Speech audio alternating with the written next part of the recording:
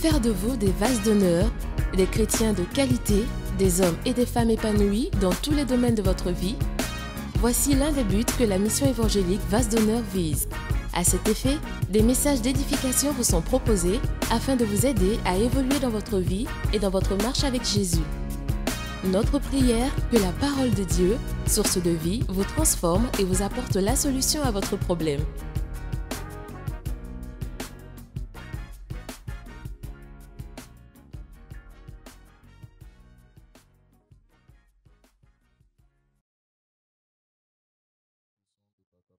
Seigneur Dieu, conduis-nous, Seigneur Dieu, parle-nous. Et en ce jour, nous débutons, Seigneur, cette troisième partie de ce séminaire. Je prie que ta grâce soit avec nous du début jusqu'à la fin et que ces moments soient de vrais moments de bénédiction, de transformation et d'édification pour ton peuple au nom de Jésus. Amen. Amen. On peut acclamer le Seigneur. On va se rasseoir dans la présence de Dieu. On va se rasseoir. Merci infiniment. Que le nom du Seigneur soit béni. Amen. Amen. Voilà, que le nom donc du Seigneur soit béni, que son nom soit élevé, glorifié et magnifié. Nous avons eu Attitude de vainqueur 1, Attitude de vainqueur 1 où nous avons parlé de ce que représentait l'attitude, c'était quoi l'attitude. Et après nous avons expliqué toujours dans Attitude de vainqueur 1 pourquoi l'attitude était-elle si capitale, n'est-ce pas, dans la réussite, dans le succès, et quelles étaient les implications. Alléluia. Les amis, j'ai l'habitude de dire que tout se résume à l'attitude. Tout est une question d'attitude. La réussite d'une personne ou l'échec d'une personne, n'est-ce pas? Le bonheur, la joie, tout dépend de l'attitude. Tes relations avec les autres, tout est une question d'attitude. Ta productivité, tout, absolument tout est une question d'attitude. Et donc, nous l'avons expliqué en long et en large dans Attitude de vainqueur 1. Nous avons eu aussi, dans l'attitude de vainqueur 1, toujours nous avons expliqué pourquoi certaines personnes avaient une attitude positive et d'autres avaient une attitude négative. Est-ce que le diable attaquait les uns plus que les autres? On a compris que ce n'était pas une question d'attaque, mais c'était une question, n'est-ce pas, de personnalité, de tempérament avec lesquels nous naissons, mais sur lesquels il faut travailler pour les améliorer. Ensuite, dans l'attitude de vainqueur 2, nous nous sommes étalés particulièrement sur 7 expériences du quotidien qui peuvent modifier votre attitude. 7 expériences. Il y a 7 expériences ou 7 facteurs qui peuvent modifier votre attitude. Le premier facteur qu'on a vu, c'est la peur d'échouer. Et nous avons expliqué que de toutes ces expériences négatives, bien sûr, elles semblent négatives de prime abord. Mais si vous savez avoir la bonne attitude, si vous savez les voir, si vous savez les prendre, au lieu de vous détruire, elles vont vous construire. Au lieu de vous affaiblir, elles vont vous rendre beaucoup plus fort, n'est-ce pas? Au lieu de vous défaire, vont vous parfaire. Donc, c'est sur ces éléments. Donc, la peur d'échouer. Ensuite, nous avons parlé de... Vous voyez, c'est quoi? C'est quoi? Le découragement. Ensuite, nous avons parlé particulièrement du découragement. Amen. Et une troisième position, nous avons parlé de quoi? Du péché. Du péché. J'espère que l'aspect en ce qui concerne le péché a dû influencer beaucoup parmi nous et nous emmener à revoir un certain nombre de choses au vu des conséquences que le péché peut avoir sur notre vie. Quatrième position, les critiques. Voilà. Je précise que le but d'une prédication ou d'un enseignement, ce n'est pas de dire de bonnes choses pour que vous augmentiez votre connaissance, mais le but d'une prédication, d'une parole, c'est de changer les vies, c'est de transformer les vies. J'ai souvent dit que quelqu'un qui prêche et qui prêche juste pour faire plaisir aux gens oublie l'essence et la définition même de la prédication ou de l'enseignement, n'est-ce pas? Voilà. Le but de l'activité, n'est-ce pas, c'est le résultat. Quand vous faites quelque chose, c'est parce qu'il y a un résultat que vous attendez que vous le faites. Le résultat que le Seigneur veut que nous puissions obtenir à travers cet enseignement, c'est que véritablement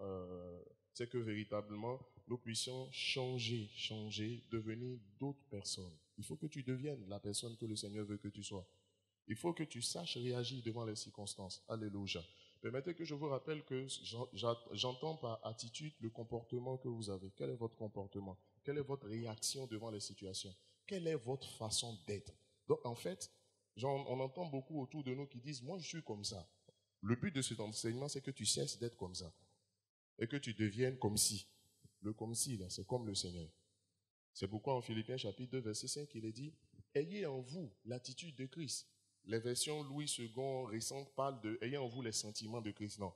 La version ancienne, la version de la colombe même de Louis II dit « Ayez en vous l'attitude de Christ ». Ça veut dire que nous avons la possibilité d'être comme le Seigneur. Quel est le sens même de la vie chrétienne? C'est d'être comme le Seigneur. Et croyez-moi, je le dis, je le répéterai jamais suffisamment assez, c'est que la vraie maturité spirituelle, contrairement à ce qu'on nous a appris quand nous marchions, non avec la mentalité du royaume, mais avec la mentalité de la religion, on a pensé que la maturité spirituelle, c'était d'emmagasiner de la connaissance. C'était de savoir beaucoup de choses. C'est-à-dire, vous maîtrisez votre Bible, vous priez régulièrement. Ce n'est pas la maturité spirituelle. Ce sont des instruments pour parvenir à la maturité spirituelle. Il ne faut pas confondre le moyen et puis la finalité. Quelqu'un dit Amen. La vraie maturité spirituelle, c'est de pouvoir avoir la vraie attitude et la bonne attitude devant chaque situation. Que quelqu'un me dise Amen. Si je demandais qui maîtrise sa Bible, beaucoup auraient levé la main. Mais je vous pose la question, qui croit qu'il est mature spirituellement? C'est-à-dire, devant une situation, il réagit comme Jésus aurait réagi. Peut-être qu'il a un temps de réaction qui est plus ou moins long, mais il finit par avoir, à plus ou moins brève échéance, le type de réaction que Jésus aurait eu en face de la même situation. Et je veux rappeler assez, si vous ne voulez pas changer, si vous n'avez pas décidé de changer, on ne peut rien faire pour vous. Pourquoi est-ce que dans les couples, on a autant de problèmes? On a beaucoup de problèmes dans les couples parce qu'on a affaire à des gens qui ne comprennent pas que tout est une question d'attitude qu'il faut changer. Si tu étais parfait, tu aurais vécu sur ton île comme Robinson Crusoe, comme quand on était adolescent, on a lu le livre. Voilà, comme Robinson Crusoe, vendredi et puis où la vie sauvage, il vit quelque part là-bas sur son île, lui seul, tu n'as affaire à personne. Mais Dieu a voulu que l'être humain soit un être sociable. Tu vis au milieu des gens. Si tu vis au milieu des gens, c'est que quel que soit le niveau que tu auras atteint, il faut que constamment tu sois en train de changer pour t'améliorer. Et j'ai dit que le changement est la clé de l'amélioration. Vous voulez vous améliorer, il faut changer. Écoutez-moi bien les amis, je vous le démontrerai particulièrement le dimanche prochain. Vous ne pouvez pas avoir ce que le Seigneur a prévu que vous ayez si vous ne devenez pas la personne que Dieu veut que vous soyez. Tu ne peux pas avoir ce que Dieu a prévu que tu aies si tu n'es pas devenu la personne que Dieu veut que tu sois. Alléluia. Et la personne que Dieu veut que tu sois, c'est que tu sois comme Christ. C'est pourquoi on t'appelle chrétien. On ne t'appelle pas crétin, on t'appelle chrétien. C'est cela. Le message et l'essence de l'évangile que nous prêchons, c'est pour emmener les gens à devenir comme Christ. Ce n'est pas tu es chargé et puis les définitions traditionnelles de il est spirituel. Quand on dit un homme est spirituel, c'est quoi? Dans l'esprit de beaucoup, c'est qu'il prie beaucoup. Un homme spirituel, ce n'est pas ça. Un homme spirituel, c'est celui qui connaît les principes bibliques et qui les applique au quotidien. Et puis on le voit produire des résultats différents dans tous les domaines de sa vie. C'est-à-dire, il réagit différemment, c'est ça. Sinon, si c'était se bourrer la tête de la parole de Dieu, quelqu'un qui est intelligent dans la vie va maîtriser. La Bible, ce n'est pas si compliqué que ça. Il suffit de s'y intéresser et puis de lire. Mais la force pour pouvoir appliquer ce qui est dans la parole, elle ne se trouve que si vous cherchez Dieu. Elle ne se trouve que dans le Seigneur. Si vous cherchez Dieu, c'est pourquoi vous prenez un païen, il peut bosser la Bible, mais il ne deviendra jamais comme Christ, parce que c'est le Saint-Esprit qui emmène à devenir Christ. Et le Saint-Esprit vient dans sa vie ou vient dans ta vie quand tu as accepté Christ. Je peux parler à quelqu'un? Est-ce que je peux parler à quelqu'un? Moi, j'ai un de mes oncles qui a lu la Bible de la Genèse à l'Apocalypse et de l'Apocalypse à la Genèse. Chaque année, il lit. Mais assez souvent, quand je le vois réagir devant la situation, je dis, mais tonton, toi aussi. Tout ce que tu sais, en quoi ça te change? Et je vais aller plus loin encore dans le quotidien. On dit non. Assez souvent, on veut montrer aux gens qu'ils ont tort d'agir comme ils agissent. Mais je vous dis, au lieu d'attendre des autres que les autres changent, vous, commencez par changer. Quelqu'un peut dire Amen. Tu n'es pas plus juste que le Seigneur. Tu n'es pas plus juste que le Seigneur. La semaine dernière, j'ai vécu, enfin la semaine dernière, oui, puisqu'on est le premier jour de cette semaine. La semaine dernière, j'ai vécu une situation qui m'a fait sourire. Le Seigneur voulait m'enseigner. Je suis allé au lavage, j'avais l'un de mes portables dans la voiture, mais les enfants m'ont volé le portable. Ils m'ont volé. Au début, je n'étais pas sûr. Mais je leur ai dit que je m'en vais. J'ai fait vérifier et puis je suis allé prier. Quand je priais, le Seigneur m'a dit ils ont volé. Il m'a dit le nom de celui qui a volé. Donc, j'ai décidé de descendre. Je suis même parti. Je leur ai dit, vous avez volé mon portable, rendez-moi mon portable. N'est-ce pas? Mais le portable, de vous à moi, je peux l'acheter. C'est pas, à l'acheter n'est pas, le problème, c'est pas le portable. Je peux l'acheter. Mais vous savez, à la base, quelle était la pensée qui m'animait? Je dis non, je ne peux pas marcher pendant 3 à 4 ans, laver ma voiture dans le même endroit, et puis vous allez faire comme si j'étais un inconnu. Donc c'était ma raison. Dis à quelqu'un, tu as raison. Ce qui fait que les gens ne veulent pas changer, là, c'est leur raison. Mais à quoi ça sert d'avoir raison si ta raison doit t'emmener à mal te comporter? À quoi ça sert? Et donc je suis allé leur dire, Après, je dis, mais j'ai les moyens. Je connais des corps habillés, je connais des agents secrets, je connais des personnes qui peuvent descendre là-bas pour régler le problème facilement. Pour aller les intimider. Donc, j'étais fâché. J'ai dit, ils vont. C'est pas la colère, mais je dis, les enfants n'ont pas été sérieux. Il faut que je leur montre qu'ils n'ont pas été sérieux. Regardez, dans la vie, quand vous asseyez, vous dites, il faut que je lui montre ce que. Qui me fait comme ça? Ça dit souvent, vous avez envie de montrer à quelqu'un qui fait mal. Chaque fois que vous voulez montrer, là, généralement, ce que vous produisez ne produit pas la vie. Peut-être que vous lui aurez montré qu'il a tort. Mais dans le processus, pour lui montrer, ça aggrave même la situation. Ça ne sert à rien. Je dis, je vais lui montrer qu'il n'aurait pas dû. Non. Dis à quelqu'un, sois comme Christ. Christ ne se battait pas pour montrer aux gens quelque chose. Tu n'as rien à montrer à quelqu'un. Et donc, ce même jour, la veille du jour, j'avais décidé de descendre là-bas pour leur régler leur compte comme il se devait. Alléluia. Par corps habillé interposé. Alléluia. Ce jour-là, je priais la nuit et puis le Seigneur m'a dit, laisse tomber. Le Seigneur me dit, tu as raison, mais laisse tomber. Il me dit, tu es mature quand tu as raison et puis tu laisses tomber. Quand celui qui a raison peut se mettre dans la peau, entre guillemets, de celui qui a tort pour que les choses aillent bien. C'est ça la maturité. C'est ça la vraie maturité. Je dis, waouh, Seigneur, qu'est-ce que tu me dis? Mais il faut qu'il me reste mes portables, il y a mes numéros particuliers là-dedans. Ce n'est pas un portable que je prends pour appeler quelqu'un, c'est des numéros particuliers. Ça veut dire que j'ai perdu mes numéros. Amen. Donc il faut qu'il me rende. Ce jour-là, j'ai dit au Seigneur, ok, d'accord, j'ai compris. Je vais laisser. Mais le matin, j'ai dit, non, je ne laisse pas. Et assez souvent, vous-même, il y a une lutte comme ça en vous. Ça dit, tu veux laisser, puis tu dis, non, je ne laisse pas. Parce que si... Le Seigneur me dit, laisse-moi régler ce problème. J'ai dit, Seigneur, il faut que je leur montre un peu aussi. Tu règles, il n'y a pas de problème, mais je leur montre un peu, et puis tu règles. Il dit, laisse. Ce jour-là, en sortant de chez moi, la scène que j'ai vécue, de mon portail en sortant, j'ai regardé, puis, il y a un monsieur qui m'a créé un scandale inutile. Attends, je sors de chez moi, si tu es devant mon portail, qu'est-ce que tu fais? Tu bouges pour que je sorte. Mais gentiment, on te dit bouge. Il dit, pourquoi on lui dit de bouger dans une cité où il n'est pas censé se trouver? Je dis, mais où tu es même? Tu n'es pas censé te trouver ici. C'est pas erreur que tu te trouves là parce que les vigiles n'auraient pas dû te laisser rentrer. Je parle à quelqu'un? Tout ça, c'est ma raison. Dis à quelqu'un, c'est ta raison. C'est-à-dire, quand tu expliques, mais attendez, quelqu'un sort de chez lui, c'est comme si on sort du temple ici, puis quelqu'un vient garer sa voiture devant le temple, puis il a fermé la porte. On lui dit quoi? Bouge, gentiment. Mais j'ai dit gentiment, le vieux dit non. Le bruit qu'il a fait. Je n'ai pas souvenance dans ma vie d'avoir assisté à un tel scandale. Alléluia. Il a fait du bruit même. Et puis tout le monde, et puis il y a des gens qui sont sortis. On me connaît comme quelqu'un de sans histoire. Puis on dit, les gens étaient étonnés, mais puis on dit, mais le vieux. Donc au lieu de venir me demander, c'est plutôt vieux. On dit, le vieux, qu'est-ce que tu as?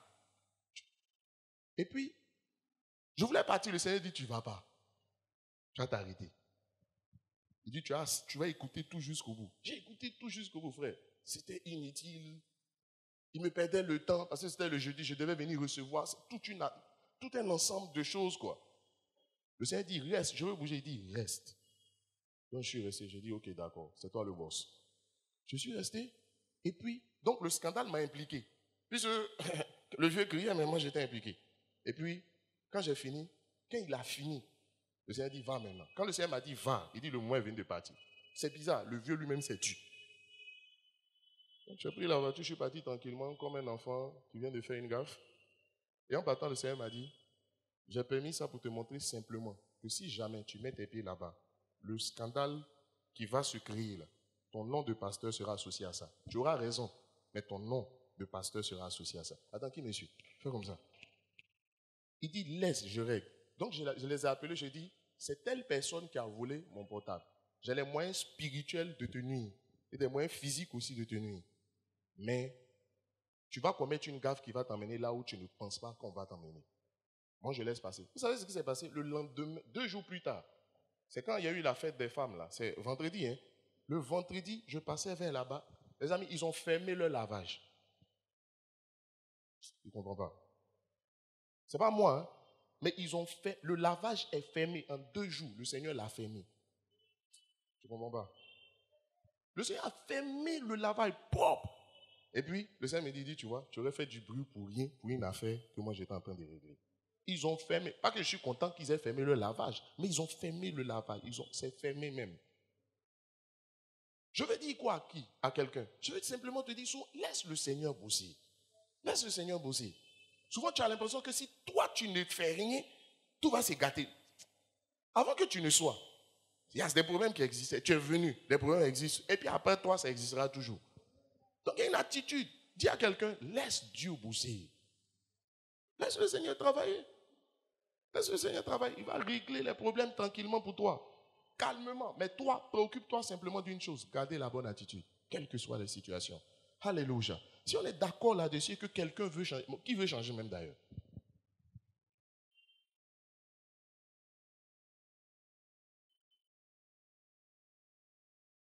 Je veux dire encore une chose pour qu'on comprenne bien un peu l'attitude de vainqueur 3. Cessez d'avoir une vision, comme on dit en français, manichéenne des choses. Je vous explique. C'est-à-dire dans la vie, il y a les bons et puis il y a les mauvais.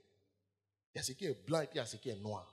Non, donc, il y a d'autres qui se voient en tout bon et puis les autres en tout mauvais. Nous sommes tous bons et puis mauvais en même temps. Parce que les deux là, c'est en toi. Je peux parler à quelqu'un? Donc, la Bible dit, tu ne peux pas te préoccuper de la poutre qui est dans ton œil, de la paille qui est dans l'œil de ton voisin. Là où il y a une poutre dans ton œil.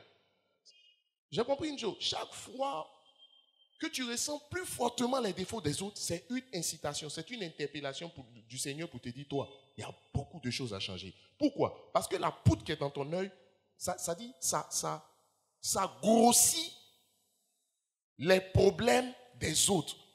Ça déforme et puis ça grossit les problèmes des autres. Donc quand tu vois que tu as l'impression que les autres sont trop mauvais, ça dit, c'est une période où le Seigneur te dit, mon fils, tu as beaucoup de problèmes. Ma fille, tu as beaucoup de problèmes. Il faut que tu t'asseyes. Il faut que tu te concentres sur les autres. Concentre-toi sur toi. Les autres se concentreront sur eux. Et puis le Seigneur vous aidera réciproquement. Quelqu'un dit Amen. Alors si on est d'accord là-dessus, permettez que je puisse terminer rapidement les trois autres facteurs, n'est-ce pas, qui dégradent l'attitude qu'on n'a pas pu aborder dans l'attitude de vainqueur 2. On avait parlé de 7 facteurs. On en a déjà traité 4. Il reste 3 facteurs. Je vais aller un peu rapidement ce matin parce que le but même de l'attitude de vainqueur 3, c'est de manière claire, quand quelqu'un veut changer, comment il fait pour changer? Alléluia. Et je vous ai expliqué qu'il y a 3 étapes. 3 étapes dans le processus de changement. Ces 3 étapes, je commencerai à les aborder concrètement le dimanche prochain. Mais en attendant, nous allons voir le 5e facteur qui peut dégrader l'attitude. Et le 5e facteur qui peut dégrader l'attitude, ce sont les problèmes. Dis avec moi les problèmes.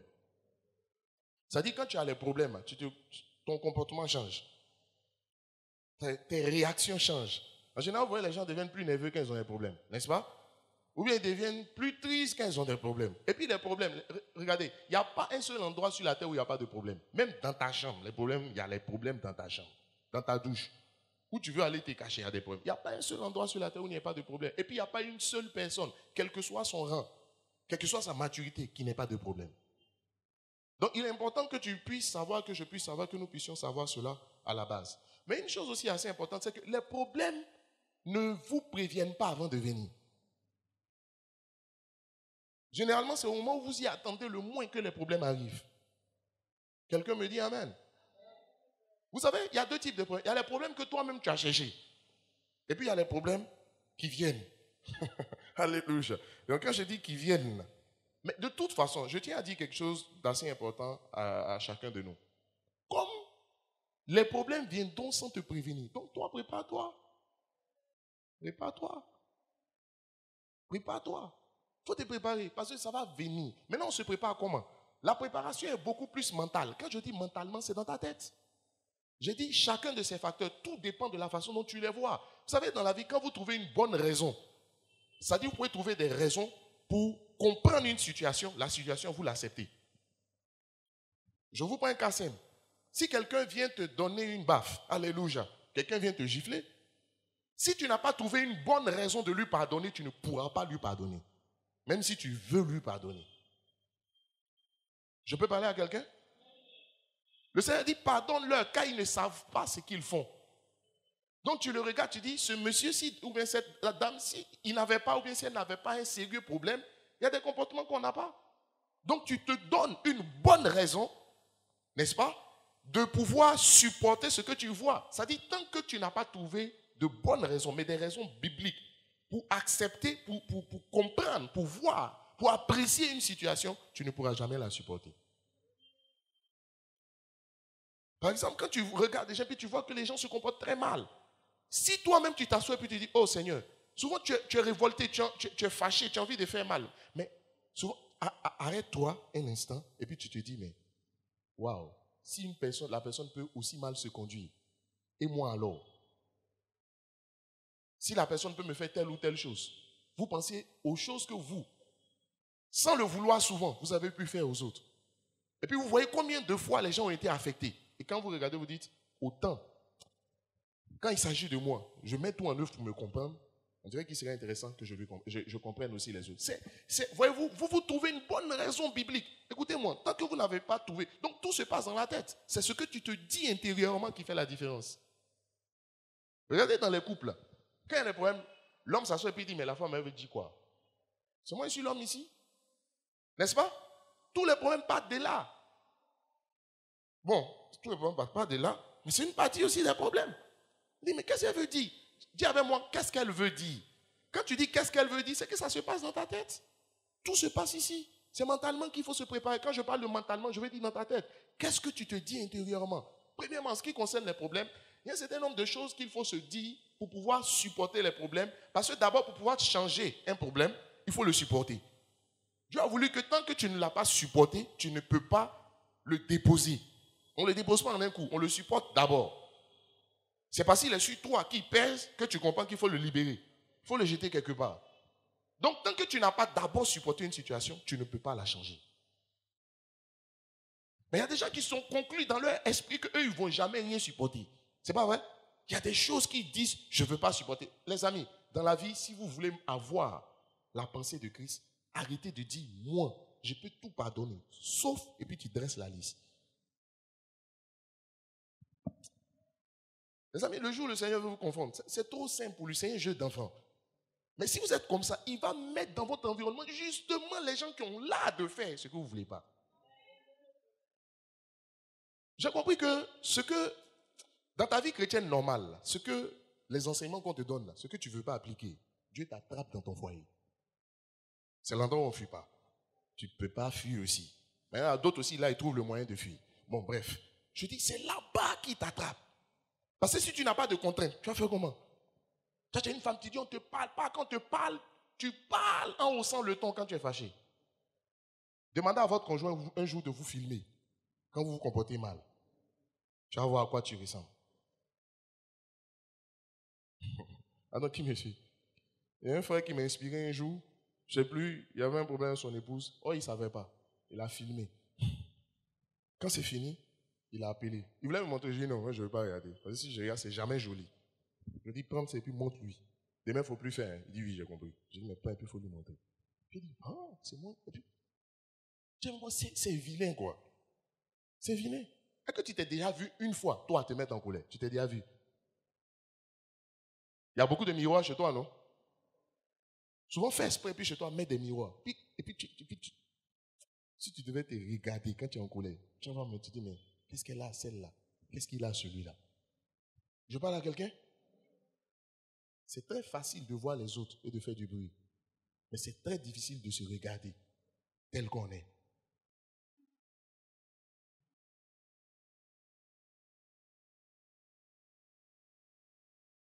Donc, quand les problèmes arrivent, qu'est-ce qu'il faut se dire mentalement? Comment la préparation mentale se fait? Premièrement, les amis, dites-vous que Dieu est tout puissant.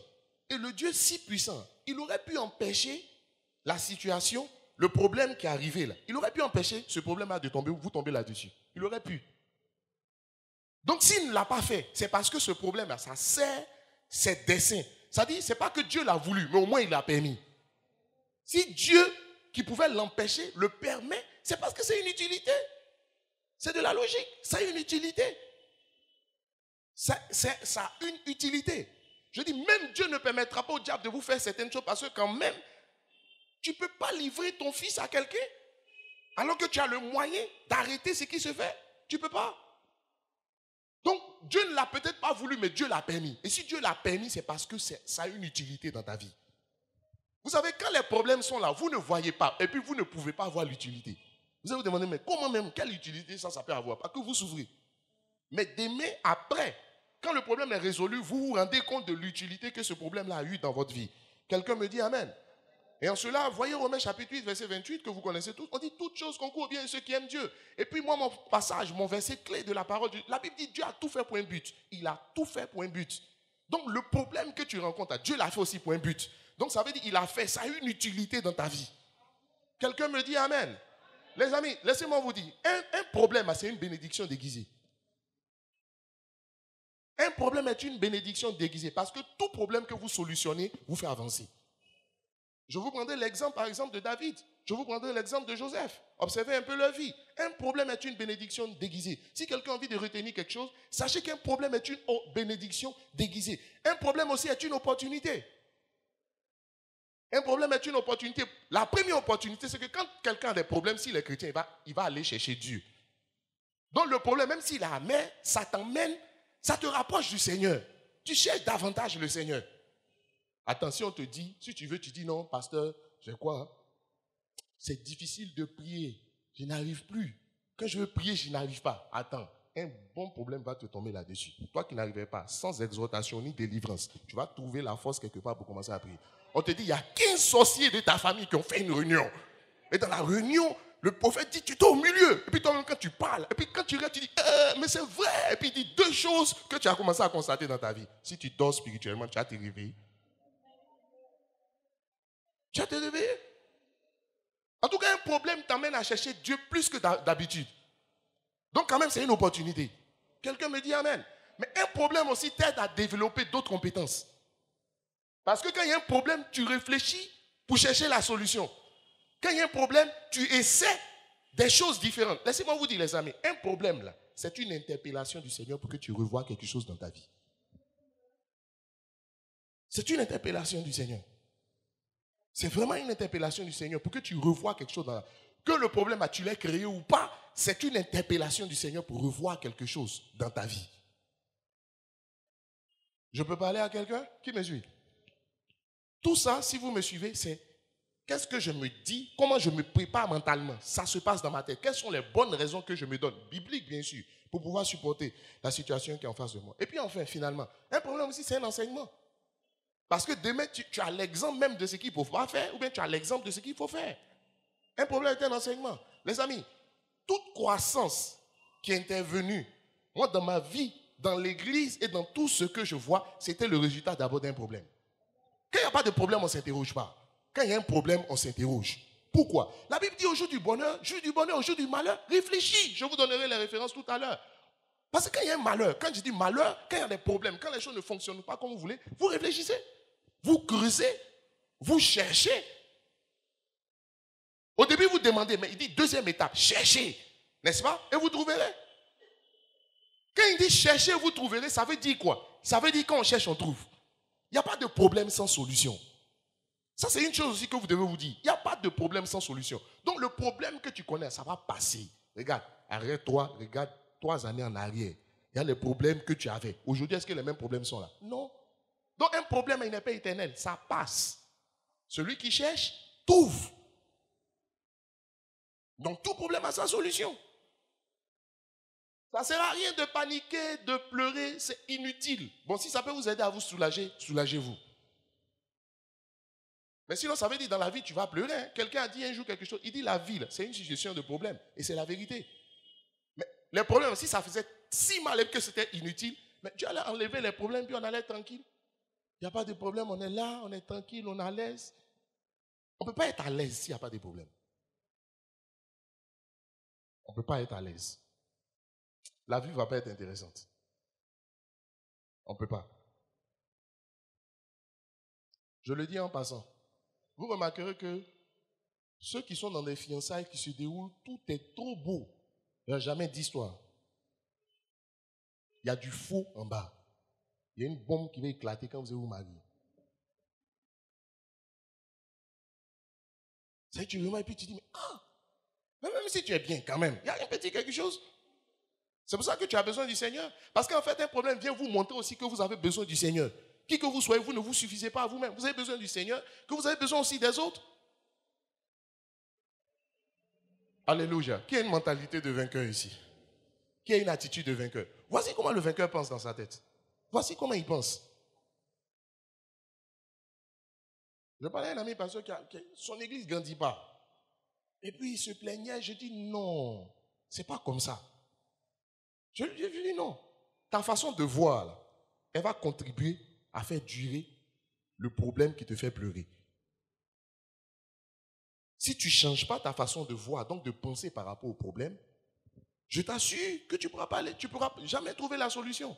Ça veut dire qu'il y a quelque chose qui ne marche pas dans ton affaire. Quelqu'un me dit amen. Donc, la réalité, là, c'est de s'asseoir. Je dis, un problème, une interpellation, Seigneur, pour que tu revoies quelque chose. Ça veut dire qu'il y a quelque chose qui ne marche pas. Il y a quelque chose que tu dois changer dans le système. Au lieu de pleurer, cherche quoi? Quoi? Qu'est-ce que je dois changer? Voici l'approche. Les amis, si pleurer devait changer le monde, je vous assure qu'il y a des pleureurs professionnels. Et je le dis assez souvent, si faire pitié était l'argument qui faisait bouger Dieu, je vous assure que l'Afrique, Dieu allait se manifester avec une dangereuse puissance pour qu'on soit un peu concret. On a trop de problèmes. On a trop de problèmes. Mais quel est notre problème? C'est que dans nos problèmes, on ne voit pas que c'est Dieu qui nous interpelle pour que nous, on change quelque chose. Un Africain, naturellement, quand il a un problème, c'est les autres. C'est dans notre culture. Parce que nous tous, on se sait mauvais. Quelqu'un a dit les Africains, c'est pas qu'on est mauvais qu'on est sorti noir. C'est pas vrai aussi. Amen. Mais on se sait mauvais. Nous tous ici, qu'on est ici, on sait que nous avons tous la mentalité du PhD. Dis vraiment PhD. Qui connaît PhD? Ce n'est pas le doctorat là. Hein? P comme poule. H comme him. D comme down. Ça veut dire pull him down. Un Africain, il est heureux quand il est dans la galère et puis tout le monde est dans la galère. On dit, d'où vient la sorcellerie? La sorcellerie vient du fait que ça te fait mal. Comment ça va pas? Je me dis, chez l'autre, ça va.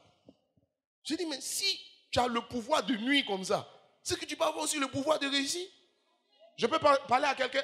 Le problème, notre problème ici en tant qu'Africain, c'est dans notre tête. Nous tous, on le dit tous les jours, mais je vous dis, les amis, quand est-ce que ça va changer? Ça va changer avec ce que tu es en train d'entendre. Il n'y a que l'Église, le corps de Christ, qui peut régler ce problème de l'Afrique. Je vous assure. Regardez, en Afrique, pendant longtemps, on a vu dans nos églises, je bénis Dieu parce que chaque chose se fait en sa saison. Tout était une affaire des démons, et puis c'était les sorciers. Dans notre église, on liait simplement les sorciers. Si c'est les sorciers et puis les démons, c'est que nous, on n'a rien à changer. On n'a rien. Je n'ai pas dit, c'est pas. Les sorciers existent. C'est que Gougnon, fouet, zinzin, alléluia. Ils existent, c'est la vérité. Mais les amis, aucun problème n'est à 100% démoniaque. Bon, je le dis tous les jours, je ne vais pas m'étendre là-dessus. Qu'on se comprenne. Quelqu'un me dit amen. Mais aujourd'hui, dans les églises en Afrique, on comprend que le message doit évoluer un peu, tout en gardant les acquis. Ça ne veut pas dire qu'il faut jeter, parce qu'il y a d'autres catégories aussi. Eux, ils ne veulent plus qu'on parle des démons. Quand on chasse les démons, ça leur fait mal. On doit chasser. Pourquoi on les laisse? On les chasse toujours. Tiens-moi, on les chasse encore. Alléluia. Mais, comprenons. Vous pensez que qui peut changer ça? C'est à l'école, on va t'apprendre ça? Non. Ce n'est pas à l'école, c'est à l'église. C'est pourquoi je pense qu'on est des privilégiés, de la part du Seigneur, pas de ma part, de la part du Seigneur, d'être là et puis d'entendre ces choses qui doivent nous révolter pour que chacun cherche à changer quelque chose. C'est dans la tête qu'on gagne, c'est dans la tête qu'on paye. Ici. Qu'est-ce que tu penses? Comment tu réfléchis? Comment tu te prépares?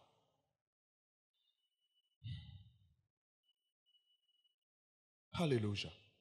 Donc, pleurer, se lamenter, tout ça. Je vous lis un verset qui va nous aider. On n'a pas le temps. J'aurais bien voulu commenter Hébreux chapitre 12, verset 1 au verset 3. Mais attendez. Ça dit, quand le problème est là, acceptez. C'est vrai, vous forgez un mental, mais acceptez de subir les désagréments que premièrement le problème vous cause. Parce que le problème peut-être aussi que c'est vous qui l'avez provoqué. J'ai compris une chose, je vous le dis en passant. Si le diable sait que ça va pas te faire, ça te fait mal, mais ça ne va pas te faire quelque chose que tu n'as pas l'argent qu'on coupe ton courant, il va réfléchir par 2 fois avant de te faire la même chose. Je vous assure. Il va réfléchir. Parce que le but du diable, c'est de te faire mal. Mais s'il voit que toi, tu es immunisé contre ça, après il te regarde et il se calme. Il se calme, je vous dis la vérité. Celui qui veut, essaie, tu vas voir si ça va changer. Si l'activité démoniaque, le diable va te regarder autrement. Il dit, mais lui, le temps, tu es comment? Quand on fait le jeu pour te faire mal, tu ne réagis pas. Tu ne vois pas que dans la vie de tous les jours, quand quelqu'un fait quelque chose avec l'intention de te faire mal pour que tu réagisses, pour qu'il y ait un scandale, lui, un par là, et puis tu ne réagis pas, lui, il est fâché. Pour faire parler, il faut qu'on soit 2.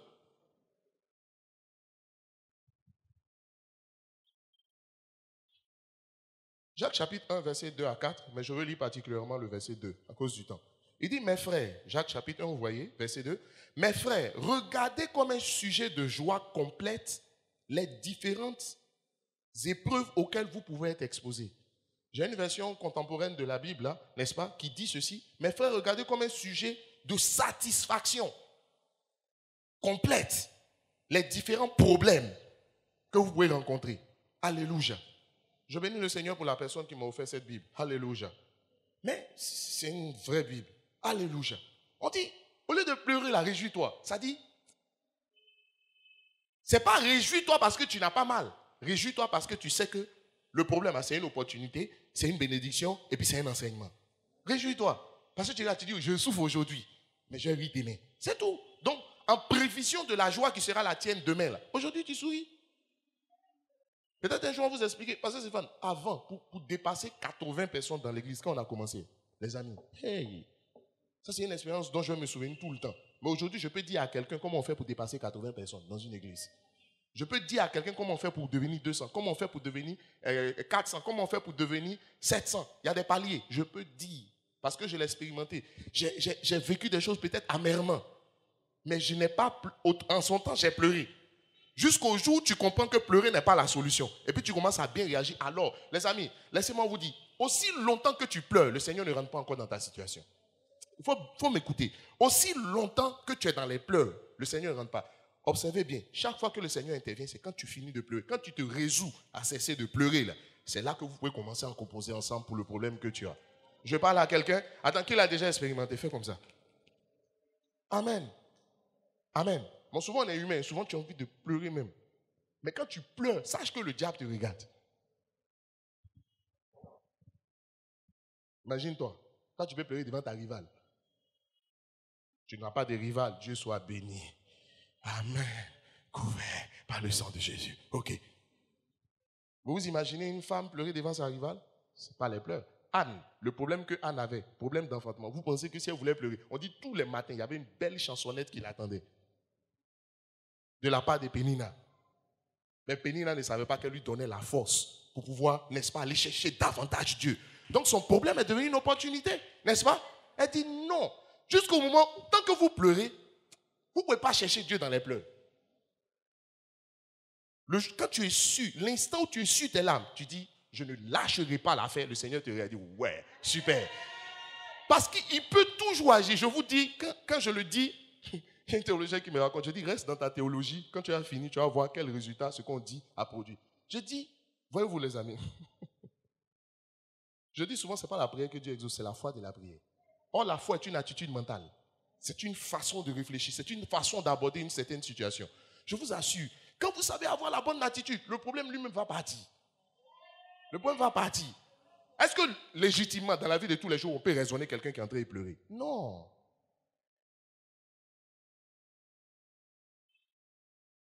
Quelqu'un qui est en train de pleurer peut t'expliquer le problème qu'il a en même temps en pleurant.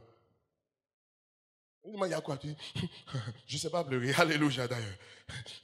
À qui c'est pleureur qui veut m'aider ce matin? Alléluia. Tu ne peux pas parler parce que quand tu pleures même, tu ne peux pas parler. On ne fait pas les deux en même temps. Donc, je te dis, aussi longtemps que tu pleures, Dieu te regarde, finis de pleurer. On va commencer notre affaire.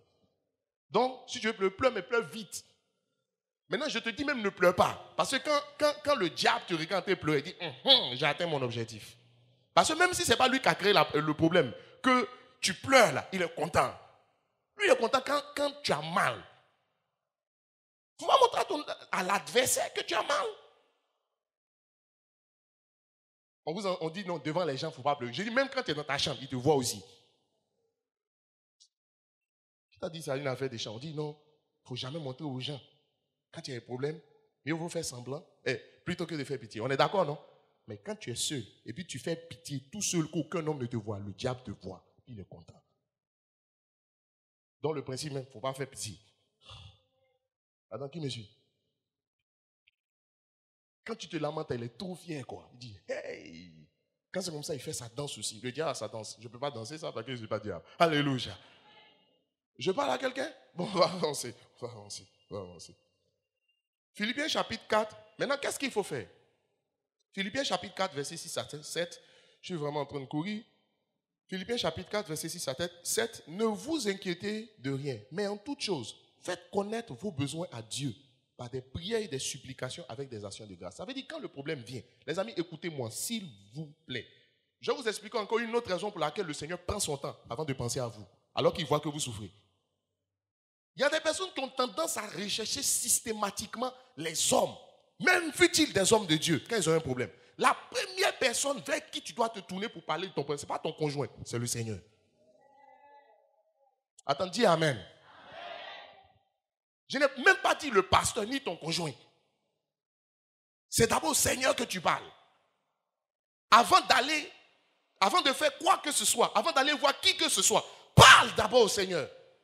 Interdis-toi de parler du problème ou bien d'aller vers quelqu'un même pour demander de l'aide si tu n'as pas encore parlé au Seigneur. Parce que quand tu fais ça, il dit ok, donc moi je ne suis pas important. Imaginez-vous dans vos familles, là, le chef de famille, même celui que tout le monde respecte, qui a l'habitude de décanter les situations. Dans chaque famille, il y a quelqu'un comme ça. Ma prière, c'est que tu sois de cette personne-là. Amen, amen. Parce que ce quelqu'un-là, à cause de sa position, il se prend trop. Dis à un moment, il se prend. Encore, tu vois qu'on dit il se prend, ça veut dire quoi? Stéphane, ça veut dire quoi? Il se prend. Voilà, on dit il fait le malin. Alléluia. Parce que souvent, au lieu de t'aider des petits problèmes, il va créer des procédures dedans. Alléluia. Si tu es fâché, ne suis pas les procédures. Son but même, c'est procédures, c'est te décourager. Amen. Quand je souhaite que ce soit toi, enfin je ne souhaite pas, je déclare que ce sera toi, de sorte que quand il aura ce genre de situation, tu ne vas pas faire malin sur quelqu'un, mais tu vas utiliser cette position dominante pour aider les gens, pour les amener à réfléchir autrement et puis pour faire avancer. Celui que tout le monde respecte dans la famille, quand il parle, on l'écoute. Quand il parle, on l'écoute. Si tu ne veux pas l'écouter, même tu l'écoutes. Au début, tu te joues les dieux, mais après, tu comprends que tu n'as pas, no choice. Tu n'as pas le choix. Amen. Dans ta famille, il y a un problème, au lieu d'aller lui dire, toi, tu t'as dit à quelqu'un d'autre. Si jamais c'est tombé dans ses oreilles, que tu allais parler du problème avant de venir le voir. Parce que c'est quand même lui, physiquement, le boss dans le coin. C'est une façon de l'honorer, c'est pas vrai? Parce que quelqu'un qui décante les situations, il aime les honneurs. Les deux vont ensemble. Quand il dit à moi la gloire, l'honneur, tout ça, vous pensez quoi? Le Seigneur aime ça? Dis à ton roi, le Seigneur aime les honneurs. Parce qu'un roi, ça sonore. En Côte d'Ivoire, comment ils s'appellent les gens qui font beaucoup de bruit dans leur musique? Les rappeurs, non, c'est pas rappeur. Les boucantiers, les boucantiers vont dire Dieu aime les atalakos. Quand tu es là, adorer Dieu, là, c'est faire les atalakos du Seigneur. Tu dis au Seigneur, tu es trop puissant. Puis tu parles. Mais comme je ne suis pas un boucantier, je ne peux pas faire. Alléluia. Je parle à quelqu'un. Mais si tu veux que le Seigneur intervienne vite dans ta situation, avant de parler à quelqu'un, va parler d'abord au Seigneur. Interdis-toi de parler de ton problème à quelqu'un, fût-il même ton conjoint, avant d'en avoir parlé au Seigneur. Pourquoi? Il dit, ne vous inquiétez de rien, mais en toute chose, par la prière, ok, verset 7, et la paix de Dieu qui surpasse toute intelligence, gardera, ça dit qu'il surpasse toute raison, toute logique humaine, gardera vos cœurs et vos pensées. Ça veut dire quoi? Les circonstances seront là.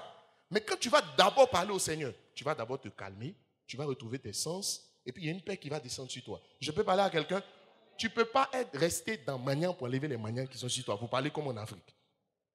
Il faut sortir de ça d'abord. Je ne connais pas le nom scientifique de Magnan, je vais vérifier, alléluia. Mais tu ne peux pas rester dedans. Tu ne peux pas rester dans les soucis, dans les pleurs, dans les inquiétudes, puis régler les problèmes que tu as. Il faut retrouver ton calme. Il faut retrouver ta sérénité. Qui mieux que le Seigneur peut te redonner ta sérénité et le calme? Il dit c'est dans le calme et la sérénité que se trouve quoi? Ton salut. Alléluia. Donc la prière, parlez d'abord à Dieu. Assez souvent, maintenant quand vous êtes venu me voir, je vais te demander, mais est-ce que tu as parlé d'abord au Seigneur? Parce que les gens ont l'impression que le Seigneur est loin. Parce que quand un problème est là, ta réaction, c'est que tu veux quelque chose de concret. C'est toi qui penses que parler au Seigneur n'est pas concret. Mais parle d'abord. Regardez, la dîme, là. Même quand tu apportes ta dîme, que ce n'est pas la première 10e partie de ce que tu enlèves, tu ne vois pas sa bénédiction, c'est pas vrai? On a donné l'enseignement ici. Oh, il y a des gens qui donnent leur dîme. En fait, quel est le problème du Seigneur? Il veut sentir que quand tu touches ton salaire, la première des choses, on dit le premier-né, il est consacré à qui? Au Seigneur. Au Seigneur. La loi des prémices, c'est au Seigneur. Pourquoi? Parce que lui va être le premier en tout. Il va être le premier, ça dit tu touches ton salaire avant même de payer le taxi même qui va te permettre de quitter. Quand tu es dans la banque, prévois le transport pour retourner à la maison. Sinon, les amis, je vous parle de quelque chose. C'est la vérité, il ne faut pas jouer avec ça. Ce n'est pas le faire là qui est important. Ce qui importe, c'est la façon de faire, ce qui te demande. Sinon, tu n'as pas le choix, tu as fait, mais c'est la façon de faire qui fait que d'autres voient des bénédictions et d'autres pas. À l'époque, bon, je n'avais pas la révélation. Il y a un frère qui était très actif. Et puis, il dit non, il ne comprend pas pourquoi il donne les dîmes et puis Dieu ne décante rien. Enfin, il ne me donnait pas les dîmes, il donne les dîmes au Seigneur. Et puis Dieu ne décante rien. Vous savez, quand tout est une question de connaissance, c'est de révélation. J'ai dit non, Dieu va faire, Dieu va faire. Ce n'est pas Dieu va faire, il faut lui expliquer. L'explication, c'est que ce n'est pas la première partie, ce n'est pas la première dépense que tu fais. En fait, il faut compter ta dîme là, dans tes dépenses, mais c'est la première de tes dépenses. En fait, ce n'est pas une dépense, c'est un investissement. De la même façon, la première personne à qui tu dois parler, Jésus-Christ de Nazareth. On te dit, dans 3 jours, on va couper ton courant. Il y a un frère qui m'a trop plu dans cette affaire. Récemment, on a fini de prier quand? C'est la semaine dernière, on a fini le moment. On a fini le vendredi. Le jeudi matin, il m'appelle. Il dit, pasteur, j'ai une bonne nouvelle, j'ai un témoignage. Il dit, ouais, parle. Je dis, mais moi c'est normal, je m'attends au témoignage. Sinon, ça sert à quoi d'aller prier si je ne m'attends pas à ce que Dieu fasse des choses? Donc, pour moi, ce n'est pas une nouveauté. Ça, je ne suis pas impressionné. Dis-moi ton témoignage. Amen. Quand je dis, dis-moi ton témoignage, je m'attends à ça. C'est pour ça que je prie. Ok? Quand tu ne t'attends pas à quelque chose, le Seigneur ne le fait pas. Sinon, il le retient jusqu'à ce que tu t'attendes à ça. Parce que chaque chose qu'il te donne, il veut recevoir sa reconnaissance. Or, pour que la reconnaissance vienne, il faut que ta soif ait été à son maximum. Alléluia. Donc, il me dit, non, pasteur, le Seigneur a décanté une situation. On a fini de prier le samedi. Dès le mardi, il y a une situation qui s'est décantée. J'ai eu un marché de 11 millions. Non, sérieusement. 11 millions, quelqu'un va dire, c'est pas beaucoup, mais c'est beaucoup. Hein? Amen. C'est beaucoup. 11 millions. Et puis il me dit, je dis, mais pourquoi tu n'aimes... C'est quand c'est le jeudi, il m'a dit. Je dis, mais c'est depuis quand?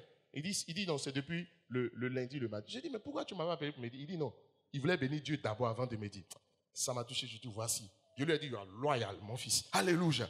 Ça m'a plu. Il fallait qu'il dise au Seigneur d'abord avant de venir me dire. J'ai dit, mais super, tu es dans la révélation de l'affaire.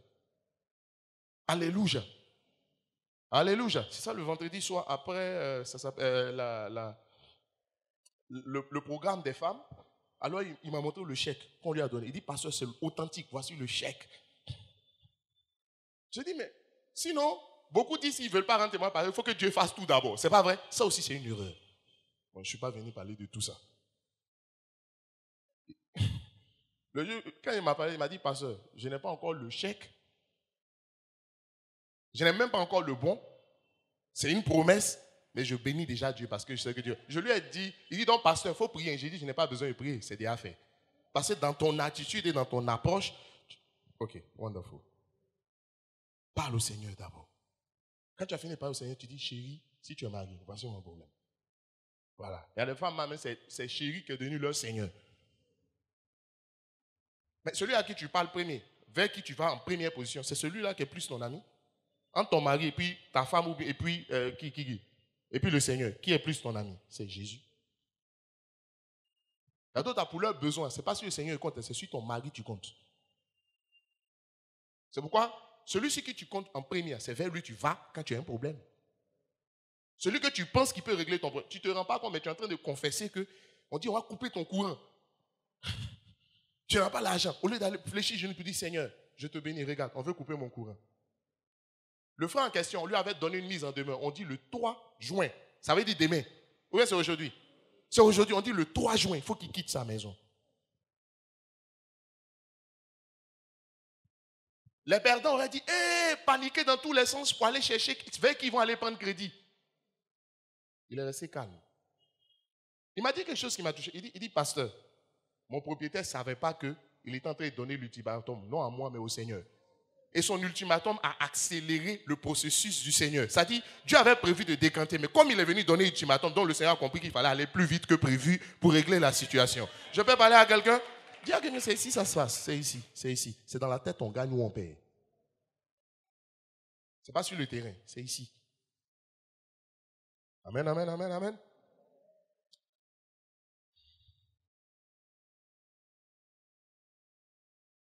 Deuxièmement, si tu as fini de parler au Seigneur, Maintenant, quand tu vas parler au Seigneur, souvent en parlant au Seigneur, tu vas dire, le Seigneur va te montrer vers qui aller. Parce que je vous précise, le problème te montre que tu as besoin du Seigneur, mais tu as besoin aussi des autres. Et les gens vers qui tu dois aller, il faut rechercher l'aspect spirituel d'abord, avant l'aspect physique et humain. Le Seigneur peut te conduire donc vers des personnes. Vous savez, deuxièmement, donc, il faut chercher toujours la conduite du Seigneur pour savoir le début de solution du problème. Dans la recherche de solution, compte d'abord sur le Seigneur. Et puis ensuite, réfléchis. Je vous lis le passage de Ecclésiaste chapitre 7, verset 14. Ecclésiaste 7, verset 14. Ecclésiaste 7, verset 14. Au jour du bonheur, sois heureux. Mais au jour du malheur, réfléchis. On peut lire ensemble? Lisons ensemble. 1, 2, 3.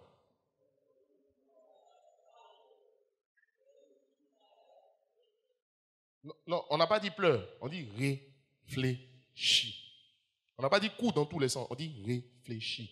Quand tu vas réfléchir, les amis, le verset qui dit, avant même que tu ne n'ouvres la bouche pour demander quoi que ce soit au Seigneur, le Seigneur va le faire là. Qui croit en ça? C'est ça on dit la foi. La foi. Quand tu es dans la présence de Dieu, puis tu parles, tu pries. Mais en fait, le réfléchir qui est ici, quand vous fouillez son vrai sens, c'est médite, c'est-à-dire réfléchir avec le Seigneur. Parle avec le Seigneur. Cause avec le Seigneur pour savoir je fais quoi. Je fais quoi.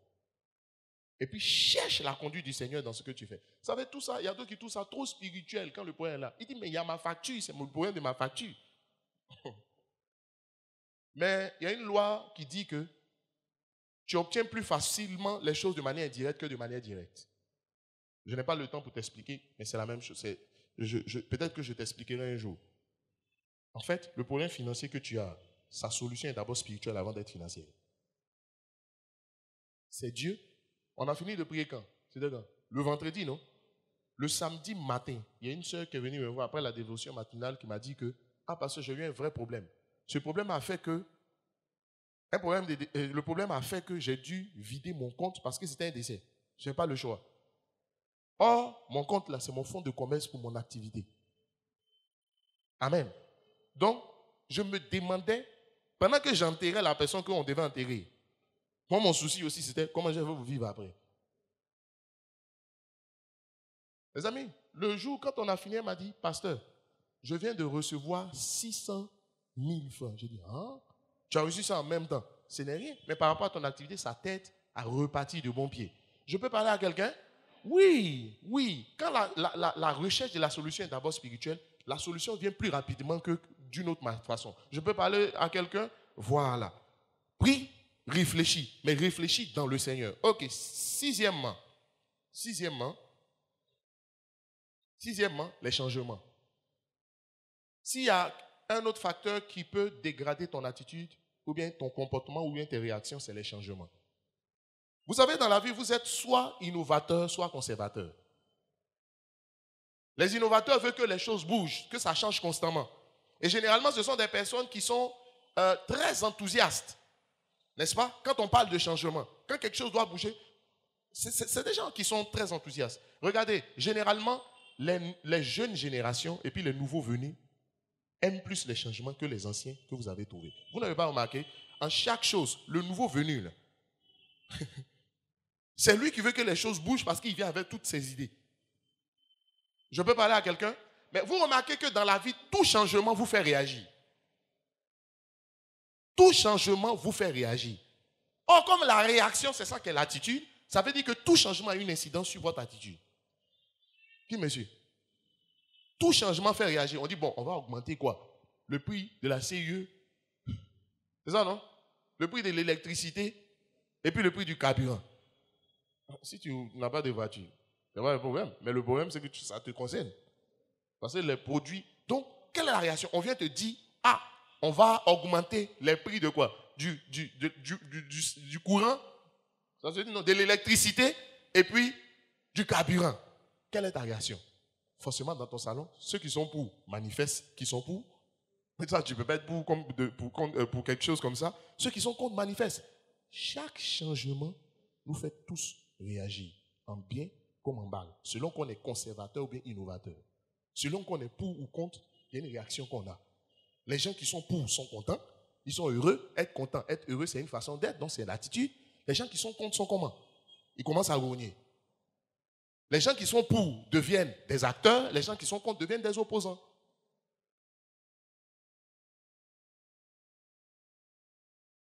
Mais vous savez, le problème, c'est que dans la vie, le changement est la clé du progrès. C'est la clé du progrès, de l'avancement, de l'amélioration et du développement. C'est pourquoi Dieu, qui veut que nous progressions, fera tout pour que les choses changent constamment dans nos vies. C'est pourquoi dans la vie de quelqu'un, la vie d'une personne ne peut pas se dérouler comme une rivière tranquille, mais ça se passe comme la mer. La mer, elle est vague tout le monde, c'est constamment en mouvement. Je peux parler à quelqu'un? Est-ce que je peux parler à quelqu'un? Je vais te poser la question. Tu es conservateur de nature ou bien tu es innovateur? Quels sont les conservateurs? Quels sont les innovateurs? Qui sont les innovateurs? Les innovateurs veulent que les choses bougent, les conservateurs veulent que les choses restent en l'état. On dit, c'est toujours comme ça, c'est comme ça on a toujours fait. C'est pas vrai? Ceux-là, ils nous fatiguent souvent. Alléluia. Vous savez pourquoi? Parce que l'homme est le produit de ses habitudes. Or, un changement suppose qu'on bouscule vos habitudes. Le problème, c'est que ce sont vos habitudes qui font que vous êtes ce que vous êtes. Donc, changer suppose, innover suppose, bien changer suppose qu'on va bousculer vos habitudes. Vous avez l'impression que vous allez mal vous sentir. C'est pourquoi, en règle générale, les hommes sont souvent opposés au changement. En règle générale. Ils sont hostiles. Et quand c'est comme ça, on se braque. On dit non, avant on faisait le culte à quelle heure? 7h45. Maintenant on faisait à 7h. Si je viens dire, bon, quand on a dit, maintenant on ne fera plus le culte, le premier culte ne sera plus à 7h45, ce sera à 7h. Il y a beaucoup qui ont commencé à parler pour dire, quand c'était 7h40, c'était bien, on va dormir, et puis après, on se réveille. Mais 7h, c'est trop tôt, c'est trop tôt.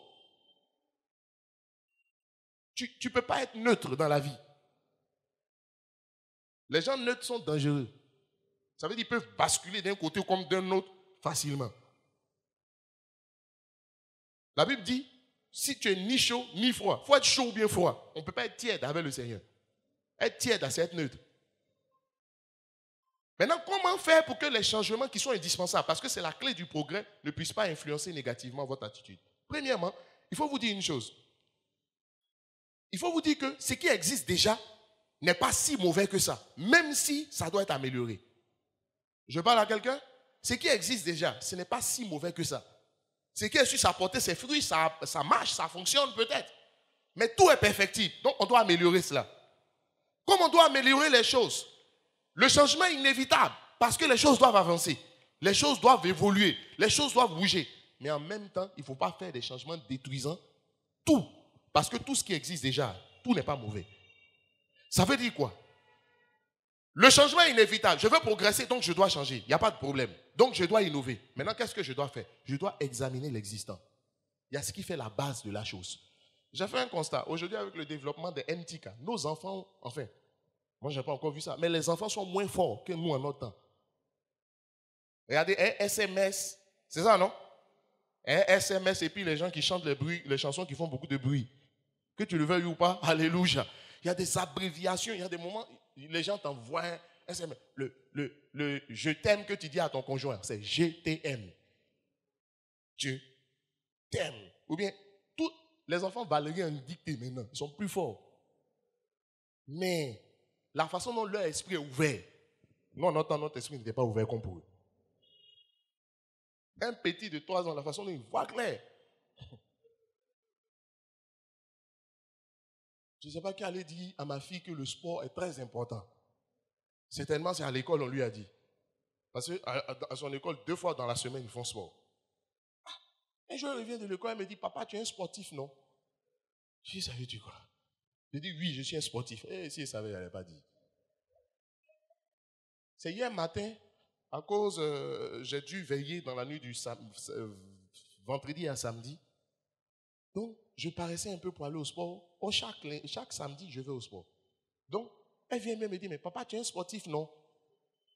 Je dis, mais qu'est-ce qu'elle essaie de me dire? Elle dit, papa, tu ne vas pas au sport aujourd'hui? Mais un enfant de 3 ans peut te parler comme un enfant de 5 ans. Mais fondamentalement, ce qui fait que, sinon, il a l'information. Généralement, aujourd'hui, les élèves sont plus informés que le professeur. Parce que les élèves, ils s'amusent à Internet. Le professeur, lui, c'est la vieille école. Vous savez, vous ne pouvez pas comprendre comment, à l'intérieur de chacun de nous-mêmes, chacun s'accroute à quelque chose. On ne bouscule pas les habitudes de quelqu'un comme ça. Hein. Ça dit, c'est difficile. Mais pourquoi généralement les vieux sont hostiles au changement? Parce qu'on n'apprend pas un vieux singe à faire la grimace. Il a eu le temps de prendre ses habitudes. C'est pourquoi, quand quelqu'un ne s'est pas converti, quand il est jeune, quand il devient vieux, ça devient plus difficile. Parce que ce que tu lui as dit en 5 phrases, il faut le lui dire en 15. C'est quand tu parles, il va dire, mon petit, ça là, on sait ça. Voilà, ça dit. Mais honnêtement, ça veut dire quoi? Aujourd'hui, dans le système éducatif, vous allez laisser vos enfants évoluer dans ça. Il va évoluer. Mais il y a une base qu'il n'aura pas. Est-ce qu'ils font dicter encore même? Dans certaines écoles à Abidjan, ici, on ne fait plus dicter.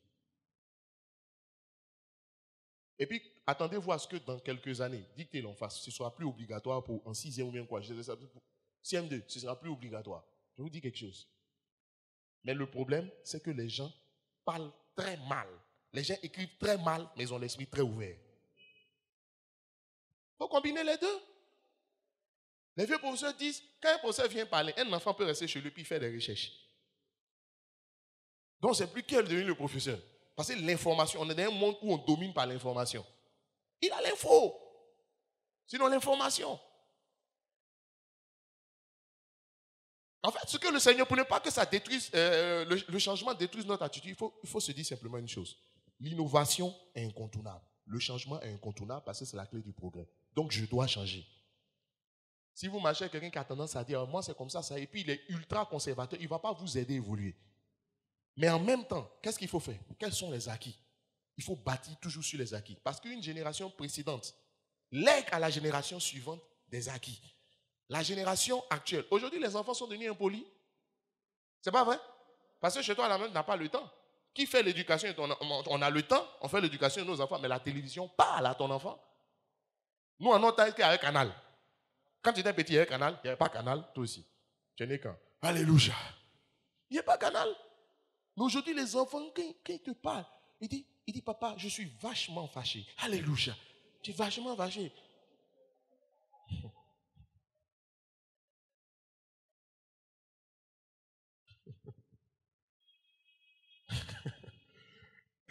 Permettez-moi de vous raconter une anecdote.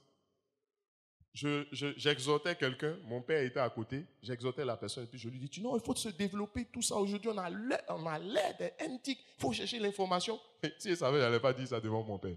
Quand j'ai fini, il dit, j'ai besoin d'un iPad. Dans ma tête, j'ai dit, toi, à 72 ans, tu as un iPad pour faire quoi?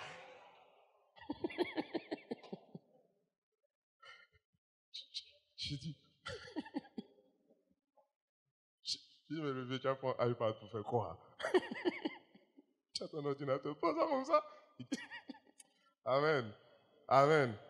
Donc, Jésus est à la fois lion et agneau. On doit être à la fois conservateur et innovateur. Le changement est inévitable. Quelqu'un peut me suivre, je peux avancer. Je vous lis juste un verset. La Bible dit en 1 Thessaloniciens chapitre 5, verset 21, examinez toutes choses, retenez ce qui est bon. Il faut examiner et puis il faut retenir.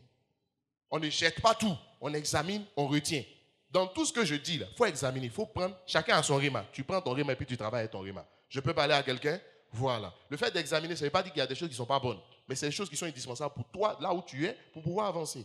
Quelqu'un me dit amen. Septièmement, et c'est là que je vais m'arrêter, je dis quoi? C'est quoi? Tes pensées. Qu'est-ce qui influence plus ton attitude que tes pensées? Le dimanche prochain, on va voir que tout part des pensées. Tout est une question d'attitude, mais ce sont tes pensées qui gouvernent tes actions. Ce sont tes pensées qui déterminent tes actions. Je vous donne 2 versets pour qu'on le comprenne. Proverbe 23, verset 7. Proverbe 23, verset 7. On dit, car il est comme les pensées de son âme. Ça veut dire quoi? Tu es ce que tu penses. Or, l'attitude, c'est ta façon d'être. Donc, c'est tes pensées qui déterminent ton attitude. Je peux parler à quelqu'un? Donc, si c'est tes pensées qui déterminent ton attitude, quoi, mieux que tes pensées peuvent influencer ton attitude?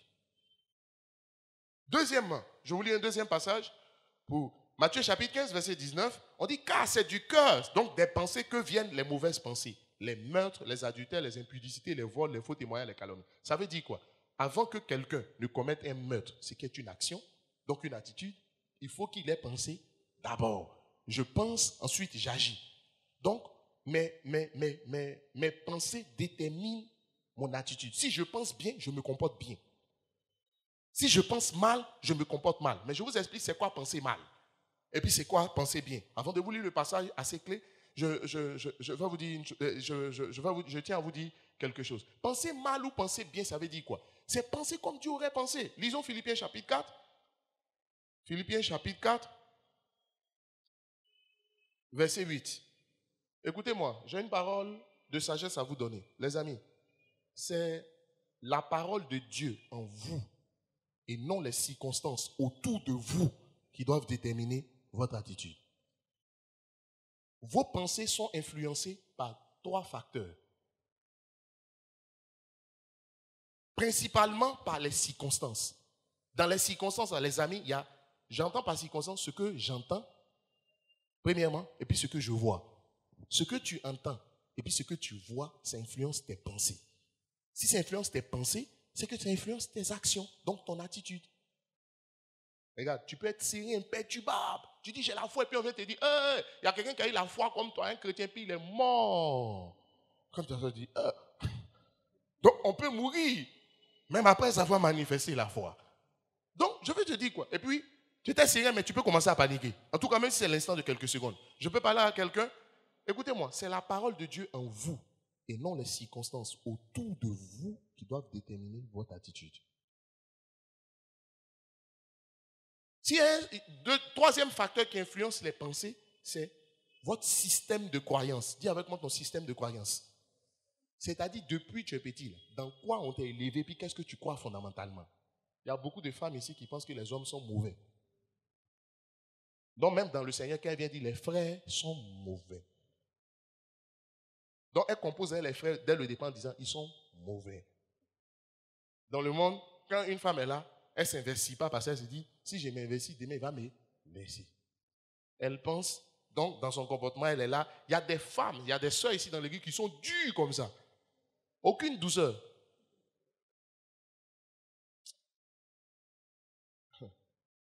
Ève signifie vie. Le mot femme signifie douceur.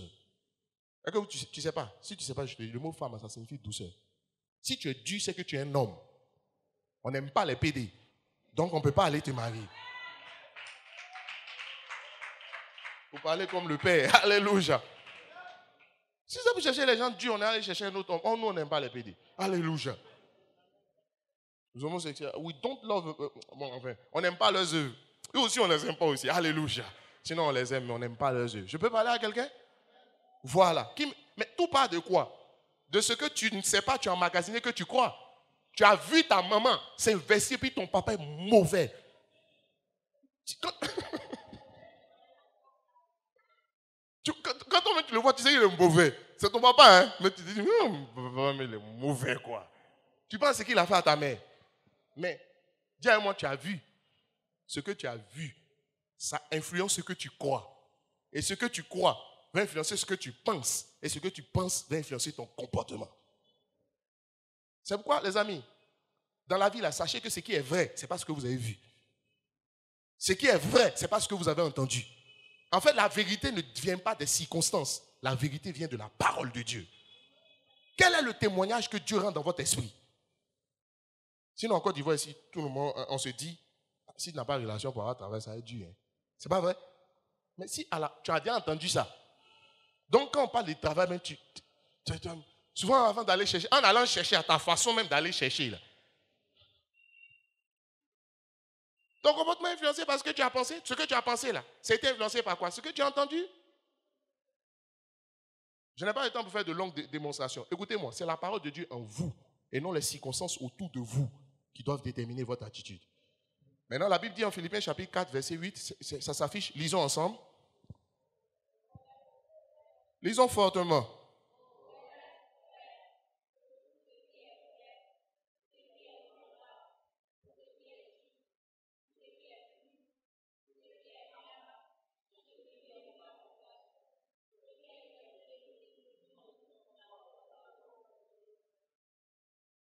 On a fini de régler le problème. Voici comment il faut... En fait, je vous dis, les amis, Dieu a créé... On peut contrôler nos pensées. C'est pourquoi il dit que cela soit l'objet de vos pensées. C'est la grande vérité que tu dois savoir. Tu peux contrôler tes pensées. Donc, quand toi-même tu penses quelque chose qui n'est pas vrai, il y a des choses quand tu les penses, toi-même tu sens que tu deviens négatif.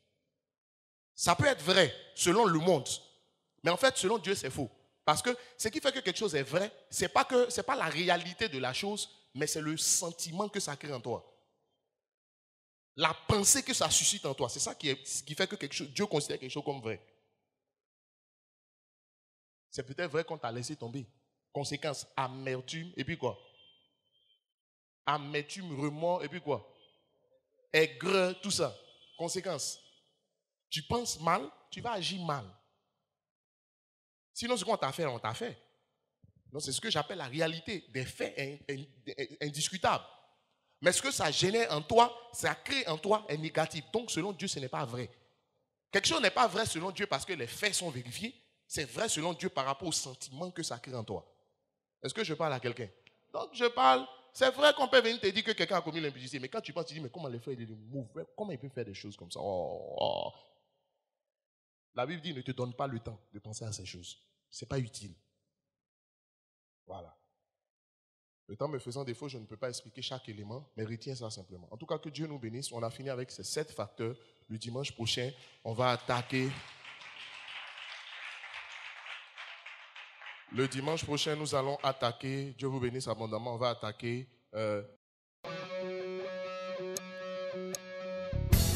Si ce message vous a édifié, procurez-vous d'autres messages sur des thèmes tout aussi enrichissants. Au revoir et à un autre message.